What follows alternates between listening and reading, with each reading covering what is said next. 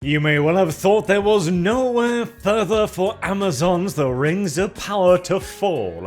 No deeper depth, no more subterranean a hole than banning all Amazon Prime reviews after the scathingly critical response to the Orefests of the first 2 episodes of The Rings of Power. You may have thought there was nothing more disingenuous and assholish than removing all reviews below 6 stars from IMDb, a company owned by Amazon, but you, sir, would be wrong in this. As now, Amazon has finally resorted to food bribery. Unironic food bribery to try and bump the metrics of The Rings of Power, with this here being a campaign carried out in Brazil saying the perfect combo, the Amazon's Rings of Power show, and a $30 gift coupon to iFoods.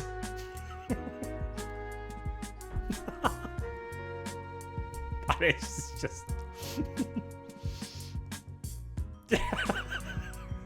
It's just beautiful. That is actually just beautiful. I have this mental image in my mind of Jeff Bezos holding out a banana. It's like, please, Brazil, I know you're having some hard times right now, you know, a conscientious election. Are you hungry by chance? And Brazil just staring at the Rings of Power. It's like, not that hungry. It's just... This is the beauty of the modern world right here. So I've had this translated for me by a pair of Brazilians, Indio and Rare Fox. Thank you very much. So I have a general idea of what it says. And there was even a further release afterwards, which says, let me see here, the coupons are running out. Feelings of despair, capital A, capital A, capital A. Come press play on hashtag The Rings of Power, run to get yours. What the My God. Okay, I thought the bottom must surely have been reached when the super fans, which Amazon invited to a tropical resort to watch the first few episodes of The Rings of Power, and they were so excited, like, oh my god, this is so great, never spoke of it ever again once the paychecks stopped coming. But no, this is the end of the line. There is nothing beyond here. When you have resorted to actual food bribery, there is nowhere else to go. And the reason why they're doing this too, this is not an attempt to get you to be a Prime subscriber. That's what is important to stress here. Right, so here's the thing. First, you gotta subscribe to Prime Video, right? And then you have to watch The Rings of Power. No, it can't be another series. You have to go directly to Middle-earth. There's a rough paraphrase translation I've gotten here. So no, this isn't about a Prime subscription service, which only costs about 9 real, apparently. So they would need you to subscribe for 3 months, more than 3 months actually, to earn their money back on the coupon ticket that they are offering. This is purely, as you'll receive your coupon after 72 hours to make sure you watch that goddamn episode. This is only to boost the metrics of Rings of Power. Because what I've been hearing is going on in the back end of Amazon right now is an investor revolt. The people who have actually put their money into the company, in large parts to finance this project, were reassured that there was no way in living hell that they would make a mess out of a Lord of the Rings property. Like, it couldn't happen. It would be like selling water in the Sahara Desert, and yet, it turns out that people would rather thirst to death than drink the urine that was produced from Amazon's thoroughly infected and disgusting gallbladder. And now they desperately need something to show a boost, to show a big jump in the number of views, so they can bring that to the investors and go, hey, no, calm down, don't take all of your money and leave, please, look, Arrow go up, okay? It's fine. People are suddenly starting to realize that no, this was actually great. You see, it'll be remembered as a classic in a decade, maybe 2, maybe 3, but eventually. Trust me, people love it. And that's also why I think they're doing this in Brazil. First of all, it's because it's kind of cheap. Apparently, 30 real isn't even enough to get a good pizza. It's the rough equivalent of, I think, like $5 to $6 or so, if that. And so, this isn't really that much money, necessarily. And it is, more importantly, it is out of the Western spotlight. It is out of the view of, well, people like me. I didn't know about this until I was sent this, and if they put this up in the West, in all due likelihood, it would be mainstream entertainment news. Amazon is trying to bribe people with food. I cannot get over that part. To watch the Rings of Power. I love it. I actually do love it.